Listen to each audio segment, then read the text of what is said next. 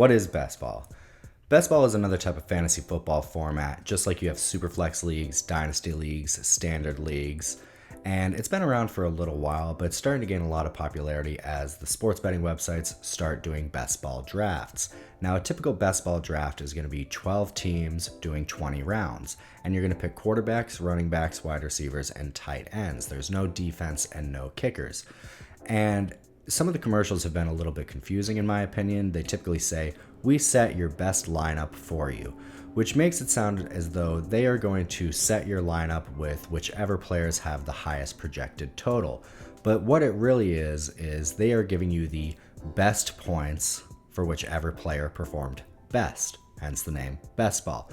So let's say you pick Justin Jefferson in the first round and you pick Javon Baker in round 19.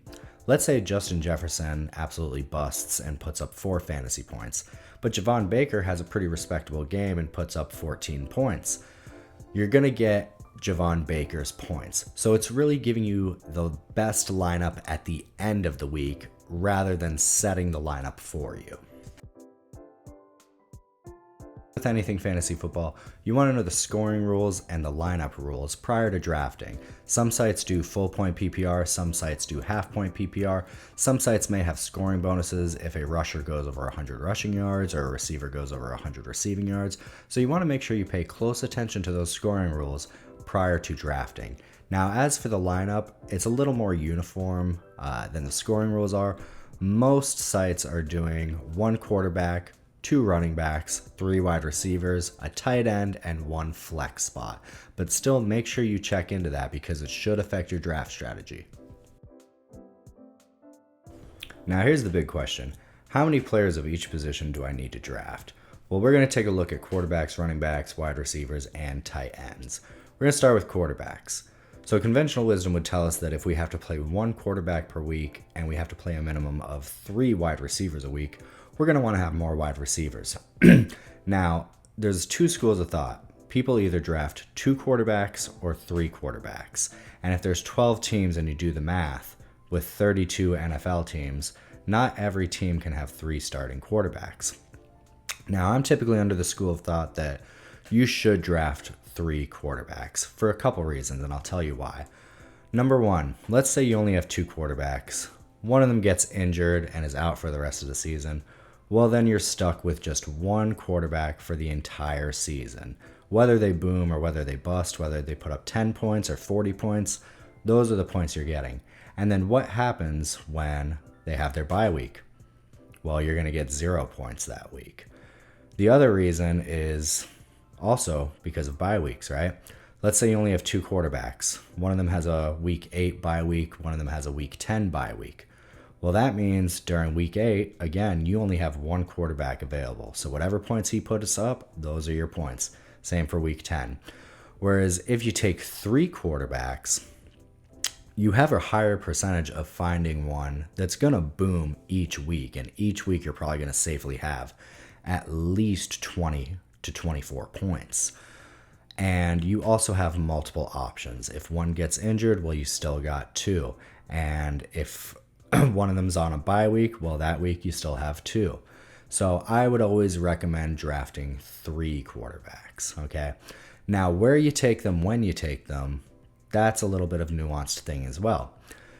If you spend high draft capital on one of the top tier quarterbacks, like a Josh Allen, a Lamar Jackson, then I would recommend not drafting another quarterback until later down the line, maybe 14th round, 15th round, just so that you have a couple options for that odd week where Josh Allen only puts up 15, 16 points, which doesn't happen a ton. And if you're not going to get one of those top tier quarterbacks, the Josh Allens, Lamar Jacksons, CJ Stroud, etc., then I would recommend getting 2 high quality quarterbacks. Maybe one in about round 8 where you might be able to get Jordan Love, Dak Prescott, Joe Burrow, Kyler Murray, and then maybe get another one around round 10. Go pick up a Trevor Lawrence, a Tua Tagovailoa, so that you have a couple options to get a high booming quarterback each week, and then also take one more flyer pick, maybe around round 14, round 15. Go grab a Will Levis, a Baker Mayfield, because chances are that just about every quarterback's gonna have at least a couple weeks where they put up over 24 points or so. So that's my strategy with quarterbacks. Definitely recommend taking the 3. And if I had to choose between getting a top tier quarterback and 2 later round quarterbacks, or 2 high quality quarterbacks and 1 later round quarterback, I would recommend getting a high top tier quarterback in every draft, because when you look at that position, the differential between the top scorers and the medium and low scores is far greater than just about any position. Players like Josh Allen and Lamar Jackson outscore their counterparts who are even good quarterbacks by such a wide margin. So invest a pick in one of those top quarterbacks.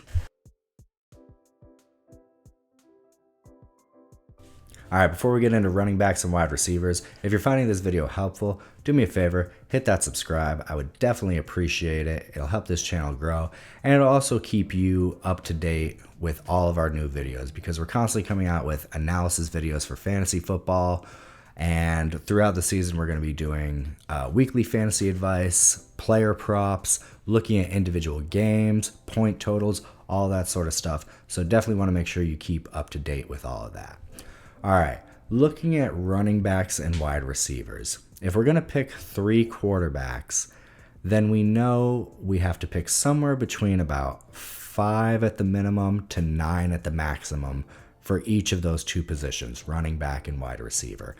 And choosing how many of each you draft is largely dependent upon the quality of player that you get. Let's say you get the first overall pick of the draft. You're probably going to pick Christian McCaffrey.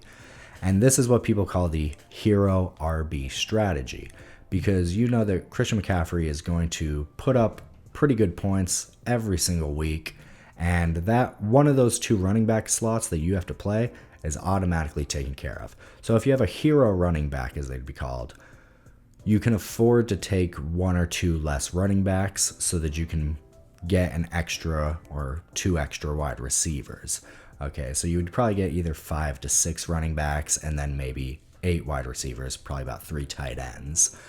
And if you do this strategy, the only thing you have to make sure of is that you handcuff that hero RB.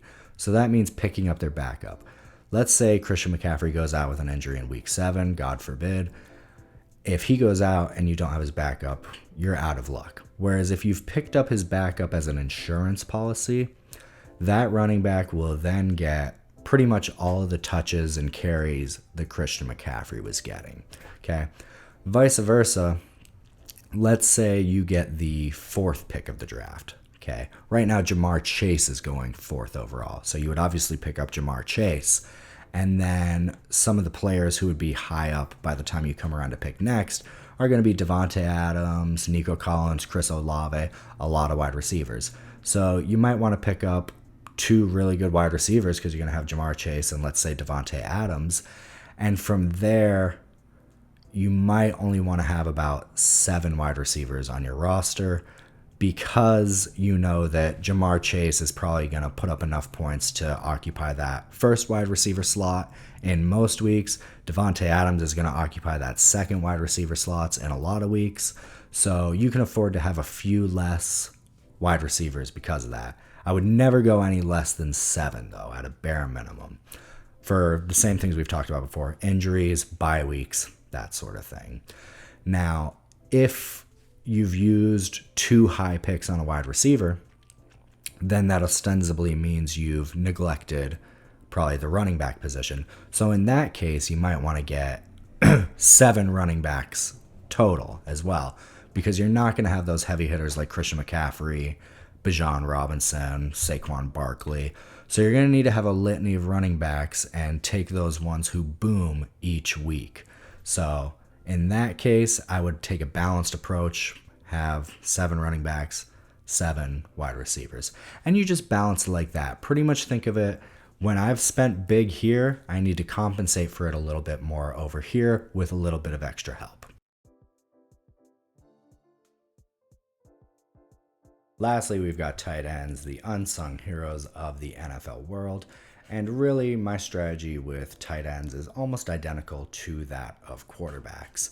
Take at least 3 because you know that there's a chance one's going to get injured, and there's, of course, bye weeks, and you want to have a player who is getting high points. So the more tight ends you have, the better chance you have of that. So I would recommend taking 3 tight ends. And similarly to quarterback, how I said, you can either get a superstar like Travis Kelce, Kincaid, one of them, and then get a couple lesser tight ends. Lastly, we've got tight ends, the unsung heroes of the NFL world. And really, my tight end strategy is very, very similar to my quarterback strategy. You want to have a minimum of 3, ideally, for those reasons such as injuries and bye weeks, and the fact that having a greater pool of players gives you a better chance of getting a scorer who's going to put up at least, 16 points any given week, hopefully more than that.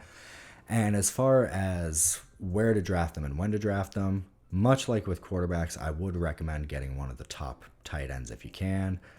Picking up Travis Kelce if he's there, Kincaid, Evan Ingram as well.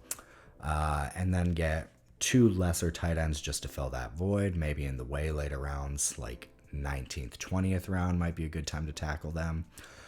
Or you can get a couple quality tight ends, maybe one in the 7th round, one in the 10th round, and then another one in the 16th round. But point being, you want to have at least 3. You want to keep all those bases covered, and you want to give yourself the best opportunity each week to have at least one player putting up a good number of points. All right, and that is best ball in a nutshell. Again, if you found this video helpful, do me a favor, hit that subscribe so we can keep this channel growing, and also so that you can be notified when we come out with more videos, because we're going to be bringing out a ton of analysis videos all through the off season and through the regular season to help you win your fantasy league, help you take advantage of those daily prop bets, and really the goal here is to help you all do the heavy lifting when it comes to data. We're looking at the PFF analysis, the strength of schedule, the rookie impacts, the head coaching changes, and all of that stuff so that we can present it to you in one cohesive package. So enjoy your best ball draft, remember those strategies, and go win it.